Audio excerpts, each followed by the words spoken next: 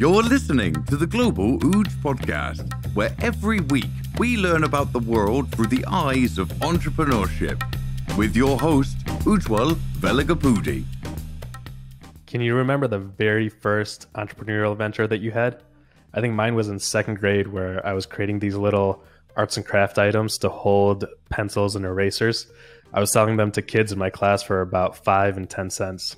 Anneke Broek definitely started pretty early in the world of entrepreneurship when she started breeding and selling mice to her local pet store for 40 cents each. At the age of 6, she went on to have a successful corporate career, earned her MBA, but ultimately knew she wanted to start her own business. She takes us through how a little vacation and an idea on the back of a napkin had started the journey to building the largest privately held pet care brand in Australia, with a global presence in 9 countries. She's been recognized as one of Australia's 50 most influential women entrepreneurs, among many other awards. But ultimately, she is an advocate for pet welfare and animal rights, having contributed to saving the lives of over 30,000 dogs. Anneke, welcome to the Global Ooj podcast. Thank you so much for being here today. Thanks for having me. Yeah. And before we jump into the success of Rufus and Coco and the first salon, your latest business, I want to have you walk us through kind of your personal background of where you grew up and what, if anything, had actually inspired your entrepreneurial journey. Oh, yeah, sure. So I am an Australian. I live in Sydney, and I've always lived in Australia, although I travel a lot now for work. And, you know, growing up, I grew up in this sort of household that if the dog got to the couch before you did, you lost your spot. And it's not surprising that that love of animals and has been just something I absolutely grew up with. I've owned over 50 pets in my life, and I've loved everything from, reptiles to dogs, cats, a chicken that turned into a rooster. And my first entrepreneurial endeavor was actually at the age of 5, selling mice to the local pet store for 40 cents a pop. And basically I decided that my mice were much more beautiful than the mice that they sold. And so that was my first endeavor into running my own business, and a good lesson in biology, because in fact the male mice eat the babies. So I lost a bit of stock in the early days figuring that out. So fast forward ahead, I think past a corporate career in sales and marketing in some of Australia's largest branded businesses. I always wanted to own my own business, and I felt it was time to make a break. And that's when I started Rufus and Coco over 12 years ago with a baby on my hip. As far as Rufus and Coco, when you had started that, what was that, I guess, moment where you realized this is a business that I want to start? It's not just a personal hobby. It's not just a passion, but it's actually a business. And was there like an aha moment where it was, yes, I'm all in, I'm going full front into this? Or was it kind of all right, let's start selling a few products. Let's see if this works, from a side hobby to, the next step in progressions? Or was it just all in, I'm going into this? I had a range of business ideas. And I got made redundant from one of my senior exec roles. And I do what any good person does at that time, and that is go to Bali with a girlfriend and drink some cocktails and figure out what you're going to do with your next steps. And so I had many, many ideas. And I remember my girlfriend, Ginny, leaning over to me and she said, well, Anneke, which one are you going to do? And I said, oh, this one. And on the back of the cocktail envelope, I wrote out our business strategy for then an unnamed brand. And she said, well, why do you want to pick that one? And I said, this is the one I actually care about. And I just feel that I truly believe that pets are good for humans. Pets are good for our physical and our mental well-being. Having owned all those pets in my lifetime, I really believed that there was a gap in the market that was not being served, and that was for more natural, affordable, fashionable products for pet owners that made keeping pets easy. So I became very clear that that's actually what I was going to do. So I did throw myself into it. Certainly when I started, and on the back of that envelope, napkin rather, it talks about being an Australasian brand. And what's actually happened over the many years in business is that, you know, we've lifted our sights from being Australasian to being a global brand.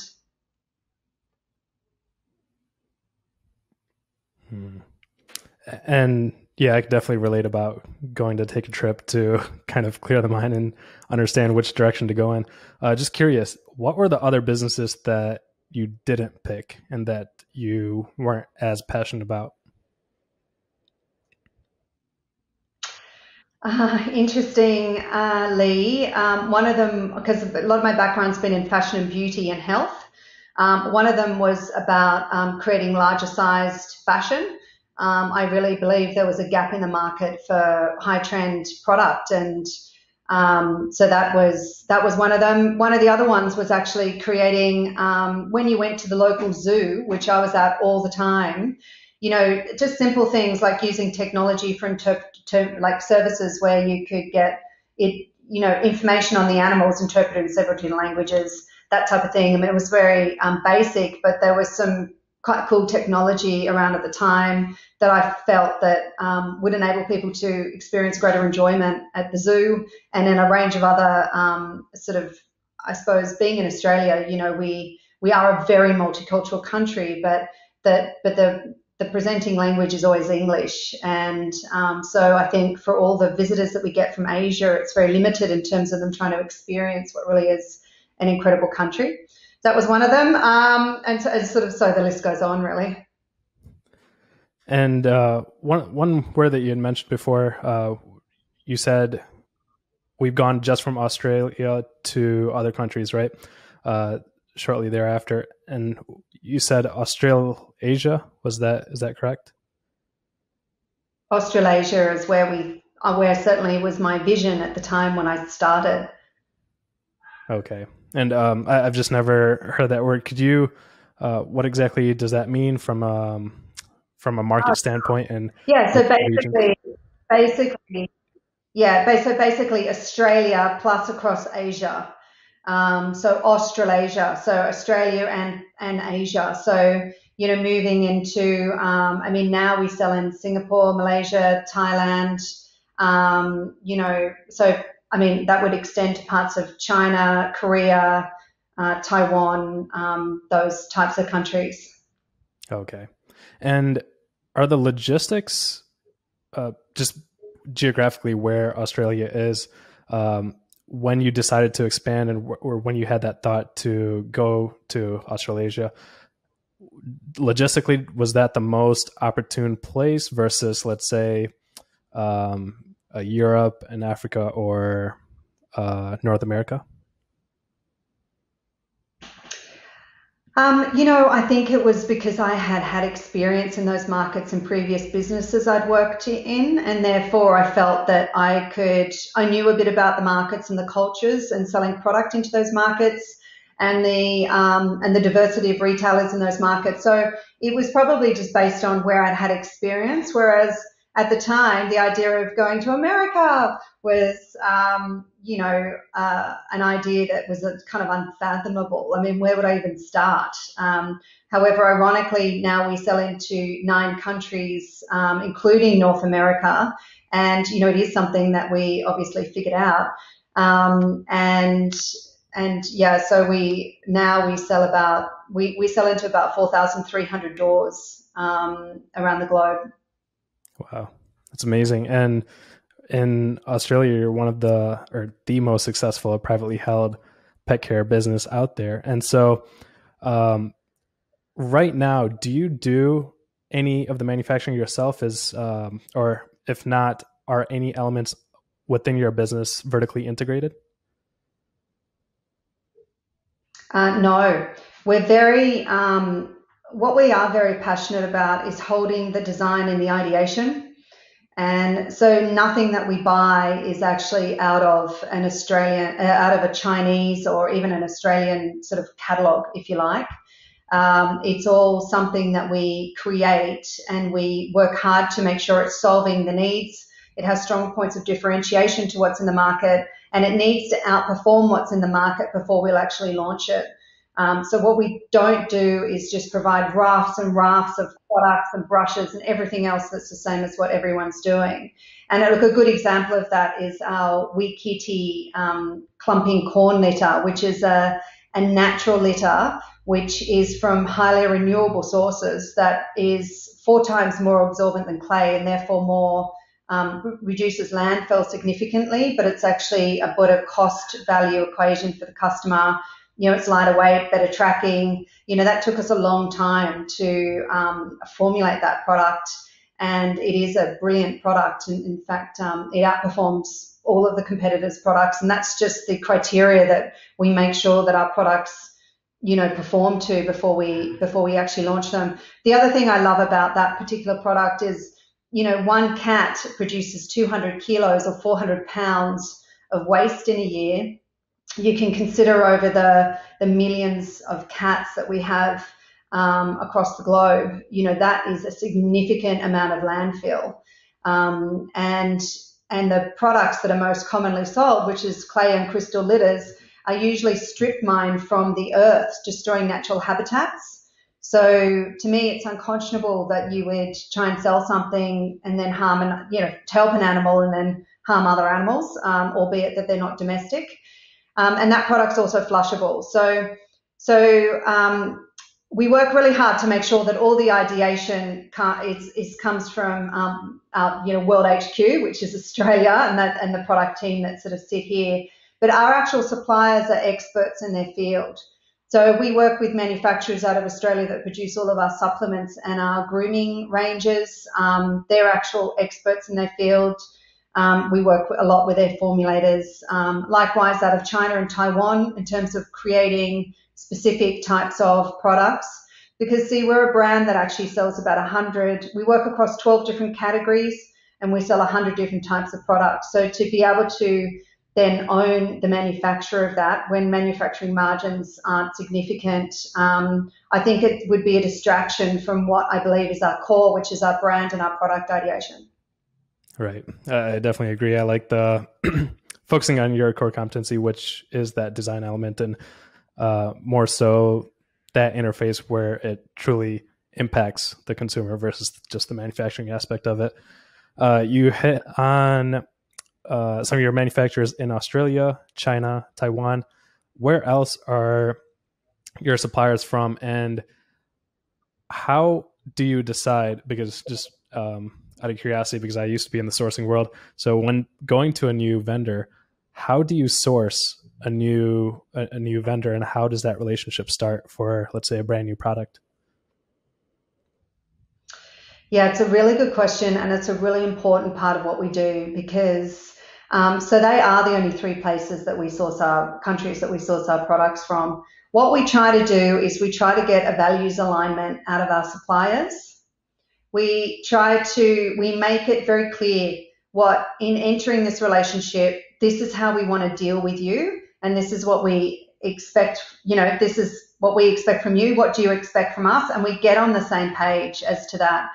And I can't emphasize that enough, because culturally, across these countries, we've got, especially in China and Taiwan, very different values as it relates to, honesty around where stock's at, or where your production's at, or if they have a quality problem. So I really emphasize the need to be very transparent. We invest a lot of time in making it very clear that we want to know when there are mistakes, and that they're not to ship anything, and that we spend time in their factories. We spend time getting to know them. We've had really big orders for some retailers that I've flown myself to China to eyeball before it leaves. We honor our commitments to retailers, and we're not going to risk that our reputation in delivering stock that's not of the quality in which we've presented. And that's part of our success, is that people can rely on us, and we certainly go the extra mile. Does that mean that we don't have problems? No, we have lots of problems. But I think being really clear up front, and especially with the owners of the business who often can't speak English, being very clear up front over what might take many days to be really understood on those points, I just think is paramount, because once we give them our innovation, it often means changing their equipment to actually, serve what we want. We want to make sure that they're not selling our product to someone else the minute we leave the factory, and those sorts of things can happen. So we put all sorts of agreements in place to ensure that doesn't happen. But even then, it comes down to values as to whether that doesn't happen or not. Oh, yeah. And as far as problems and fighting fires, I think that's the name of the game with supply chain. And as far as the cultural aspect, I think that is very significant, because I'm sure as you have vendors in all these different countries and are doing business globally, what one country or what one region or that individual vendor that you're dealing with can vary significantly as far as not what's on the paper contractually, but how they're actually transacting business in reality. So I think that is a very key point. But Anneke, we're in 2020 today, where you've got a pretty significant team, pretty large business. It wasn't the way in 2008. So when you first were looking to source that product, or maybe even your second product, and we're looking within Australia and outside of Australia, how were those interactions? Because I'm sure right now you've got a team that can assist with that. You have maybe boots on the ground that can fly out there. But when it was just you doing it, how are those early days like? Really tough. And I think, it's difficult, because I know when I met some of my first manufacturers, I didn't even have a name for the brand yet. So really I was selling them a pipe dream, and I was asking them for a certain price at a minimum quantity that they wouldn't even bother getting out of bed for, so it's really tough. What I actually figured out quickly was that because I had had quite a successful corporate career until that point, I did leverage that, and I didn't really want to, but I found that when I sort of mentioned my previous roles, people would kind of go, oh, right, oh, okay, you actually might know what you're talking about. So that made a bit of a difference. And, it's for the reason of finding people that are happy to work with you when you're that small. Now within our business, I'm very loyal to the suppliers that have been with us and grown with us and stayed with us, and it's required numerous problems that we've had to overcome together. But quite often my sourcing team will say to me, Anneke, we can get so many more cents out of this supplier if we just change. And I'm like, no, that supplier was with me when we started. If you can get it for a better price, you need to go back to that supplier and explain why we need to work on ways together to get it to that price. But you're going to give them the option first. I'm not leaving them unless there's a really good reason. And, marginal sense in it is not enough, because actually what comes down to it is the people you're dealing with. And those people were there when we started. So we do the same thing with our Chinese suppliers and with all of our suppliers. We have that same modus operandi, that we're not switching around. We're going to come back and see you. We're going to work through things together to get it to the right, price or quality or whatever it takes. I think that for those that have been with us in the beginning, when, we didn't have, all I had was a shiny idea, that's paid dividends, backing us in terms of the business. Oh yeah, 100% agree, because you've spent, when you're changing that vendor, it's like you exactly said, it's not for those cents. It's, you're losing out on the potential foundation that you've built, that relationship that you've built, that understanding, that mutual understanding that you have with a certain vendor, that they know exactly how your team works, your operations work, and what level of quality that you're looking for. So yeah, definitely agree on the, as far as sourcing to another vendor. When you made that decision to expand outside of Australia.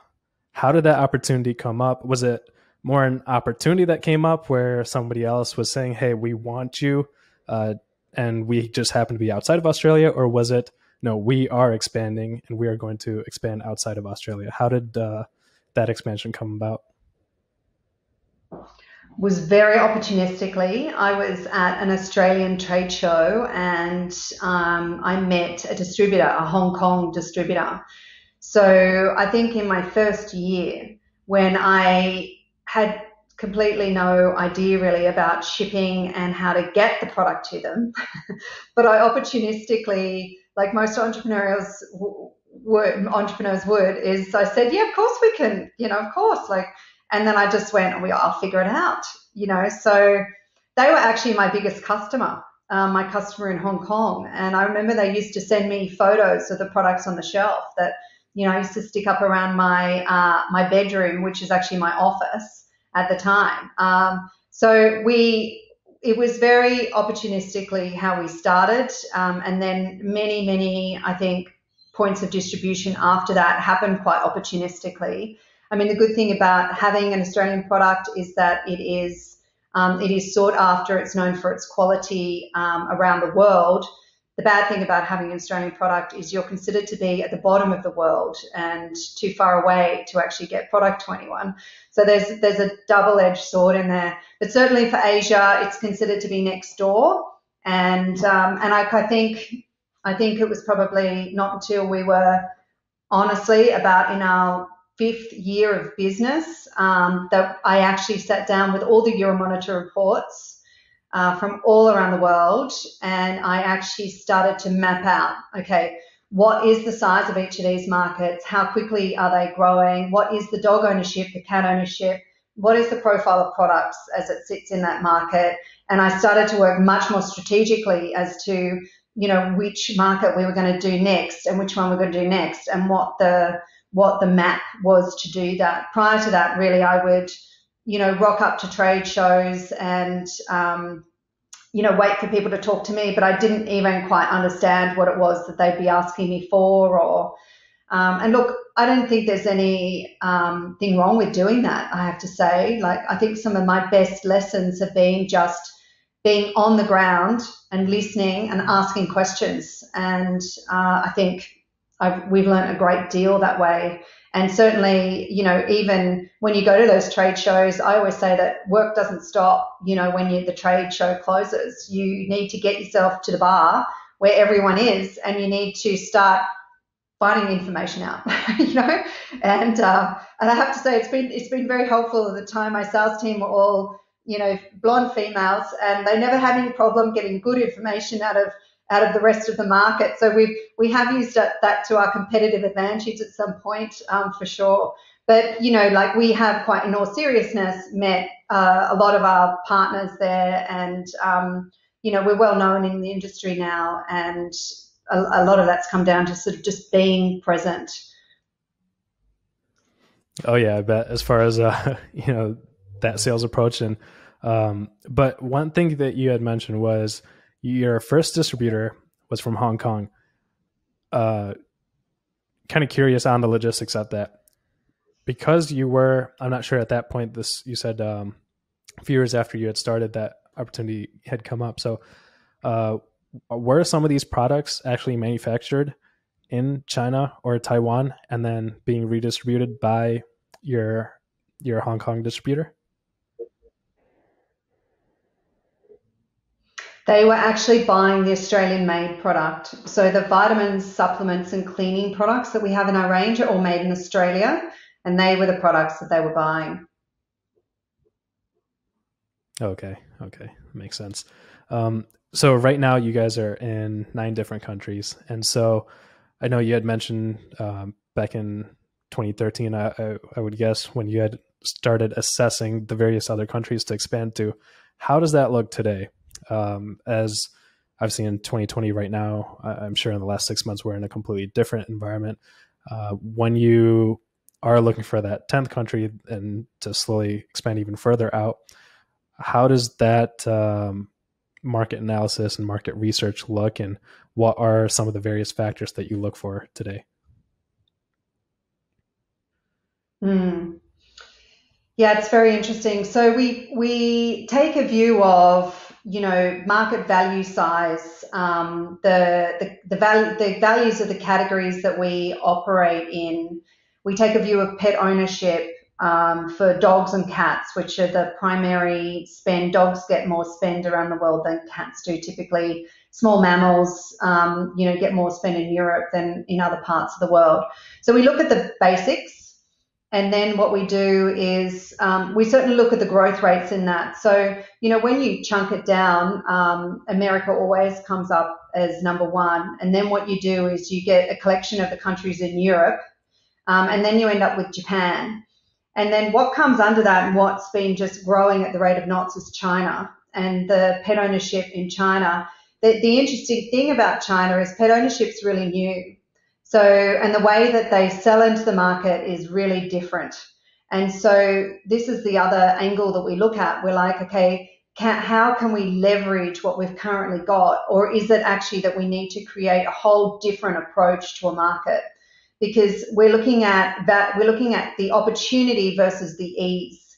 And something like China is low ease because, certainly for us, because the approach to sell and the investment in selling is really high, and it requires a completely unique approach. They've got different regulations that make it more challenging, and they change the regulations all the time. And also the attitude, just the general attitude to pet ownership is really different. I remember going to China because we've been in and out of China twice. And we will go in again. But I remember going there for product training one time, and I was talking to them very slowly in English about the products. And I remember the guy stopping me saying, "No, we need to know how to wash a dog." I'm like, "Oh, okay." So, they're really new pet owners, and they need to know the basics that in Western society, we take for granted, because owning a pet is, we've got ancestral history of owning pet, and washing a dog you just know from when you're a little person. So we take the culture absolutely into account. Then I mentioned the regulation. I can't emphasize that enough. Certainly across all of our product set, there are different requirements. Even the litters that I mentioned earlier, we say that it's flushable because it is. It's super fantastic because it's flushable, and therefore you eliminate so much household waste. However, in the state of California, it has to pass certain laws to be able to say flushable.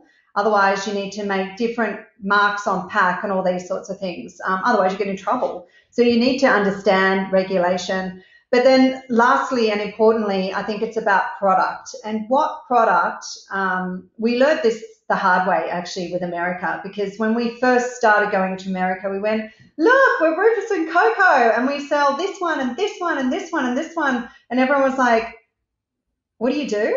And we're like, "We're Rufus and Coco." And they're like, what do you do?" And then the next time we went with a narrower range, and then next time we presented ourselves, I'm really talking at trade shows here, we just went, you know what? And having walked all the halls and seen all the other products and visited all the customers and spoken to all the sales agents, met the distributors, we actually just kind of went, you know what? We just need to rock up with our litter. We need to just rock up with this one product. It's a really simple, highly differentiated, big market in which we can sell. We just need to go with that, and we need to push our other products in behind it. But it felt like it took us a long time to learn that, but that approach is absolutely paying off. We sell our litter now into PetSmart on Amazon. We sell it in Chewy and a range of specialty stores across the States, and certainly in Canada via a distributor over there. So we take into account the product. The other thing to mention is that, okay, so we kind of go, okay, well, export's going to be litter focused.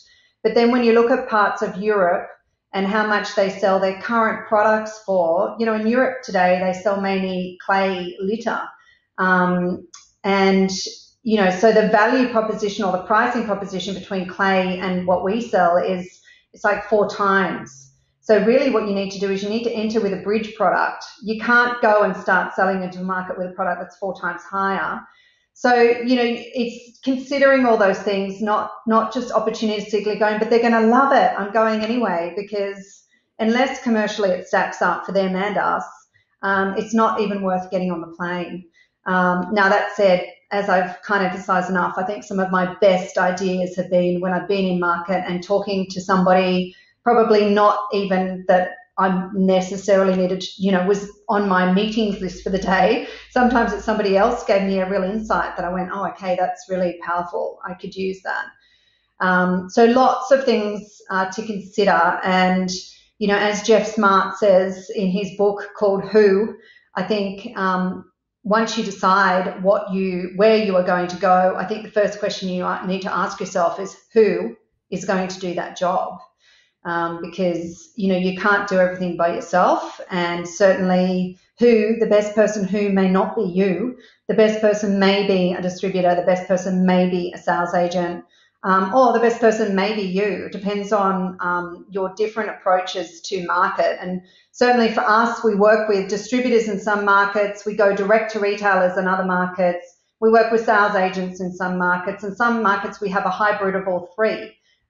Such as North America. So it just your way to enter, you need to consider as well in terms of what's the best way to get, open these doors, especially because the retailers that we sell in, usually have about an 18-month or at least a 12-month range review period. So you can't just rock up and go, hey, Uj, come on, buy this really cool, Uj is like, listen, Anneke, my range review is not till Christmas, so come see me then. So you need to be able to time your approaches. Otherwise, they're too busy. They don't have time to talk to you. And you're actually just annoying them because it shows that, I suppose, a lack of understanding in the way they operate. So sometimes it can take a lot of time, even though you've got the very shiny idea of doing something. It can take a very long time to get in. Wow, that's so much to consider, to be honest. So I'm sure that's such a rigorous process to look into. All right, which market do we actually expand into? You mentioned China, the various cultural aspects, which I think is significant.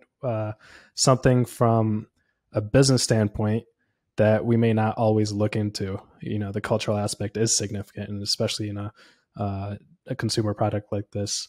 And you mentioned the regulations, which are significantly different from, let's say, a Chinese market to a California, and also within the country, state by state. And then also your distribution channels on how do you actually go to market? Is it truly by yourself? Is it via sales agents? Is it distributors actually marketing that brand for you? Utilizing all of these, have you looked at, some of the countries that you had mentioned are more so developed or at least emerging markets. Have you looked at more developing or frontier markets that are, all right, maybe it's not quite yet there. Maybe that pet ownership market isn't there, but we want to be there first and, be there when that market eventually does develop? Or is that not the right approach with something like this? No, absolutely. South America, Eastern Europe are two burgeoning pet markets that I think, absolutely we try all sorts of different approaches. We're not in those markets, and it hasn't been we've got horizons of growth, if you like, and it's not in our current horizon. That said, we opportunistically, so if we will go to a fair, for instance, in Germany, because there is a big fair in Germany, we will reach out to all of them and say, hey, we'd like to meet you. Some people we send partnership boxes to introduce ourselves. It's like a soft door opening. So we'll send samples of products and presentations, that type of thing. To buyers, we've even sent things like cupcakes and, just trying to get attention. But those markets are definitely on our list, and those two countries in particular are of interest in addition to China.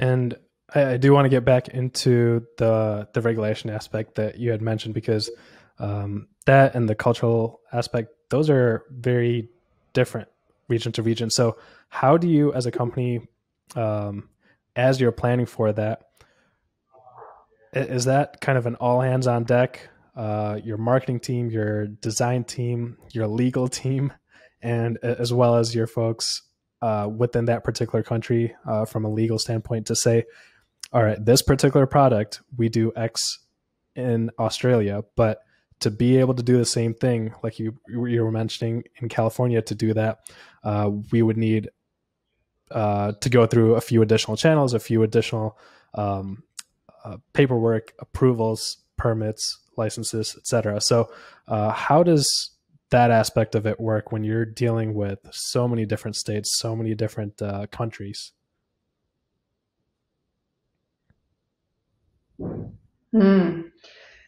Well, we have very clear kind of a very clear strategy, if you like, and definitely all departments get involved, but at different stages. So we run like a gated process that means that finance and operations wouldn't get involved. I mean, they may get involved by providing prices on shipping, which happens to be way up here, but they don't get involved until we actually get the order. So we try to minimize with some of these growth opportunities. The challenge is that we have an existing business that we need our resources focused on delivering the growth out of the existing business. And then we need them to dedicate, depending on which gate comes up when, time to the new growth opportunity. So it's certainly not a case of everyone down tools, we're doing this. Because generally most of what they're doing is in fact managing the core business and growing it, and that is critically important, because the minute you take your eye off that or don't dedicate energy to that, it stops growing, not surprisingly. So it's really just getting clear on, what needs to be done when, and usually we run about 4 gates from, assessment to initial financials to, first approaches. We sort of run this gated process. Where people go about doing their part of it, but certainly the initial investigation and just taking the time to get the strategy right and get all the information that we need. We have lots of questions that we have listed that we ask ourselves, because I think I have learned the hard way by, I think, running at an opportunity, going, yeah, we'll do it, we'll figure it out as we go. And then you realize that you've lost focus and time and potentially a bit of money on it, that if you had have stopped, really critically assessed it from the outset, we never would have run at it. So we make a real point of getting the commercials down to make sure that, selling product at a certain price in a market with certain costs of product, certain costs of logistics, certain, business costs, it would be a profitable enterprise when we scaled up to X% of market or went into so many doors. And we do spend a lot of time on the numbers before we make any moves.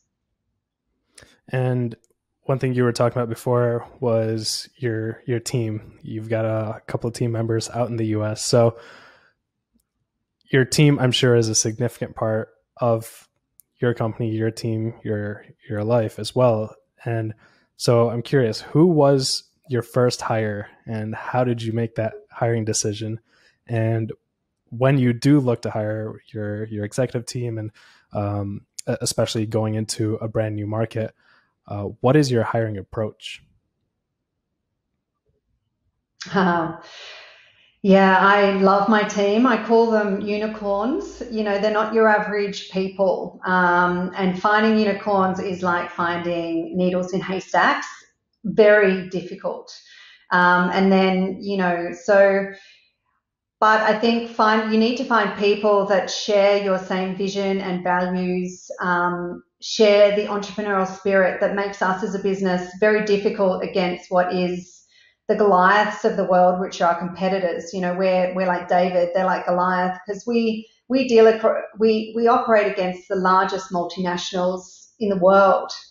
And so, what makes us different is that for buyers, we can be dynamic and responsive, and And so I look for people that very much have entrepreneurial spirit.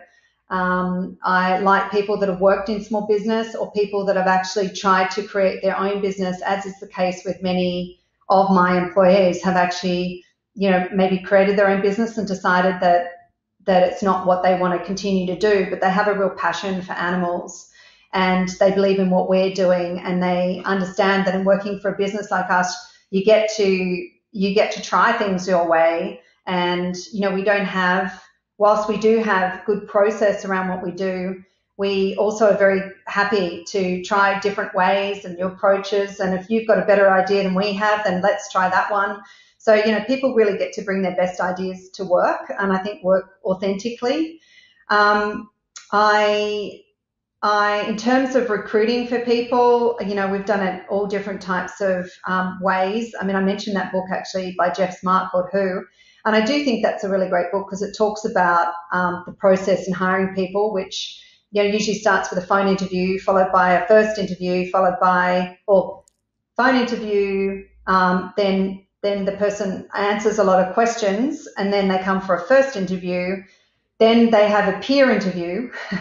So I always think the test is they have to be able to pass the airline test, airport test rather. So would I be able to sit down with this person in the airport on a layover for 6 hours and feel like they were sort of one of the team? And, it's simple, but I've employed people in this business. I've made a lot of mistakes in hiring because I don't think it is an exact science, unfortunately.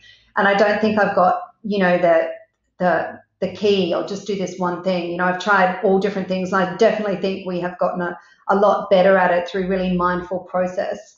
But I'll never forget, we had one team member, she was heading up sales, and we had to go across to a trade show in the States together, and I booked our flights. And I said to her, well, you're sitting next to me, and I booked the exit row because I'm almost 6 foot tall. And so, it's kind of hard to squeeze me into a normal seat. So she said to me, am I sitting next to you? And I said, yeah. You're sitting, and I was like, wow, like I have somebody here that's not even, I mean, I don't sit there talking the whole time about business. Usually I'm watching a movie and typing emails and reading a book at the same time. That's usually what I'm doing. But, like I'm not sitting there going, oh, and by the way, what's your strategy on, like we might have a conversation at the lounge beforehand, but I just kind of went, well, you're just not really on the bus. Like if you can't sit with us or sit with me in that particular instance and just be part of, then I don't know, it just felt like you were sort of like an outsider. And so I think interestingly, COVID was a really interesting time, because I think it really shone a light on the people that kind of probably weren't quite on the bus, because we had to make some adjustments at the time. People had to work from home.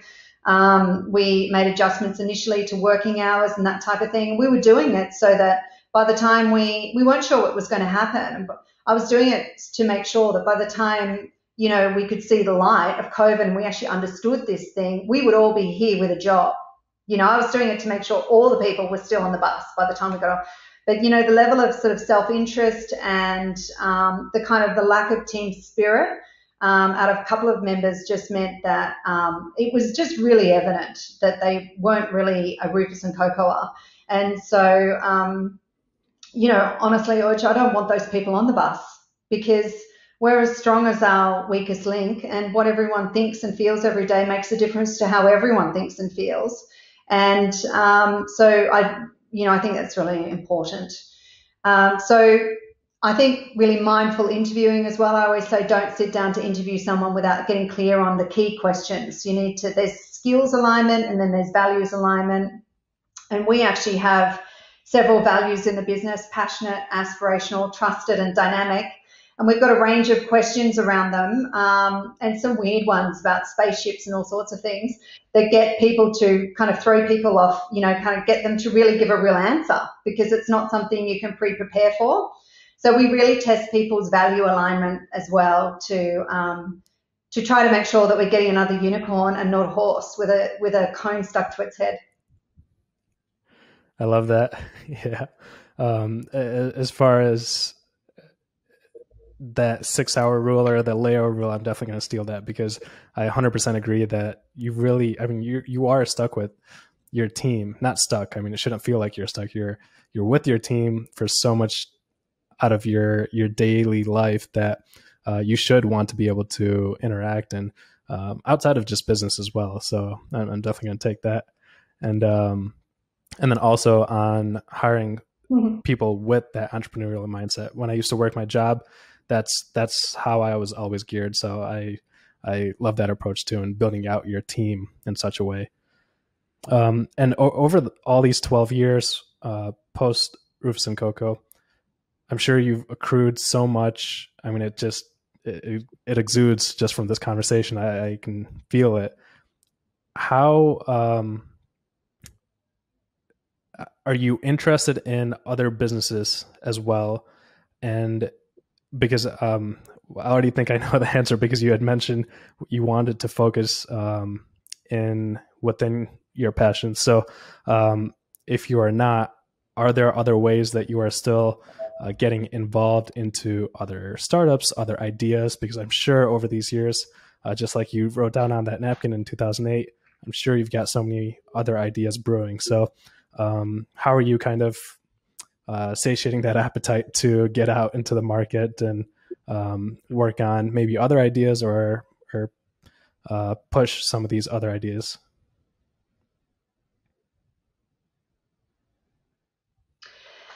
Yeah, it's funny because we're following as a team a new process called the EOS process, the Enterprise Operating System, and basically part of that, we've got a coach that runs alongside us, and part of the exercise in that is to define actually what everybody does in the business from a really functional, simplistic way. And my job is to be the visionary in the business and to come up with 20 ideas a day, or 20 ideas. It's like kind of. So the team are like rolling their eyes going, oh my God, can we just stop her at like 20 ideas? That'd be really good. So I'm constantly aware of the fact that I am full of ideas. And whilst that's really helpful, it can also be really counterproductive. Because once you put down a plan and once you put down a budget, and there's a lot of core that just needs to get done better every year. And so I'm very mindful of my idea sharing. That said, yes, I wake up with 20 ideas, and so I really have to take a hard look at which ones are worth verbalizing and which ones I need to park until we have the opportunity to talk about shiny objects.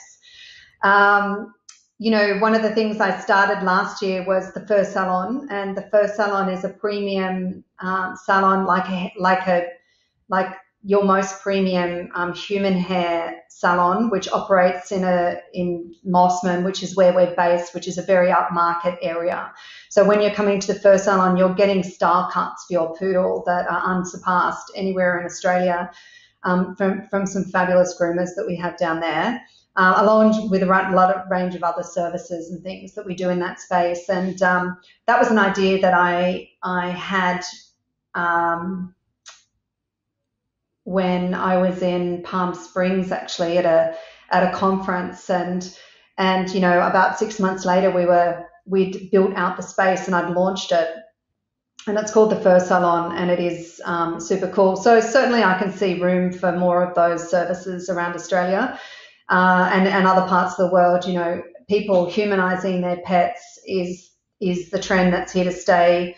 Due to COVID, we've seen unprecedented rises in pet ownership that in our lifetime, we'll never see again.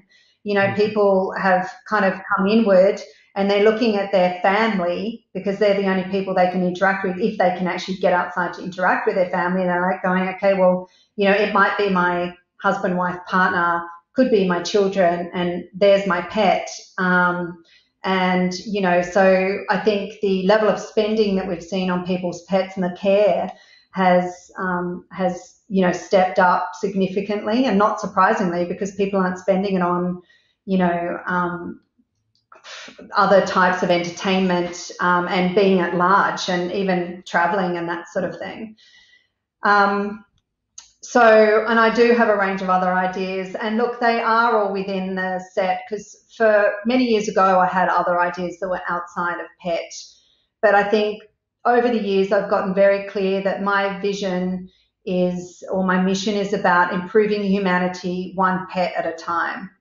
You know, I truly believe that pets are good for our physical and our psychological well-being. It's been proven in all the data. In Australia alone, pets save the Australian economy $4.62 billion a year because they help our physical and our mental well-being. So, you know, giving people cool pet products that are like what they'd buy for themselves is one way in which we do that. Servicing their animals with style cuts like they buy for themselves, you know, given that we're our customer discerning pet mums, you know, that's another way we do that. But I tell you, I can think of 30 ways we can do that. And they're all kind of on the vision chart for realization. We have some in incubator now.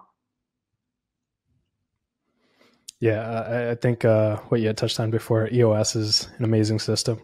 And also, I don't do quite 20 a day, but I do 10 ideas on a random subject every single day just to kind of get the brain flowing. So I definitely think that works a lot of wonders.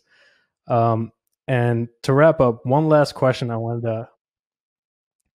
Sorry, feel free to share your pet ones with me. Oh, definitely will do. Got to dig them up.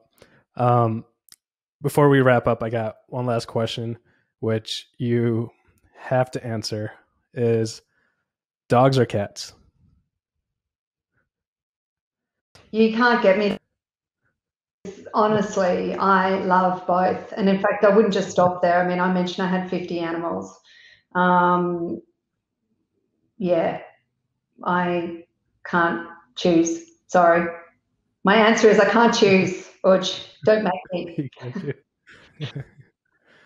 I don't know. I guess that's the right answer from someone that is so passionate with what you're doing. So I think that comes full circle and exactly why you had started Rufus and Coco back when it was just an inception in Bali.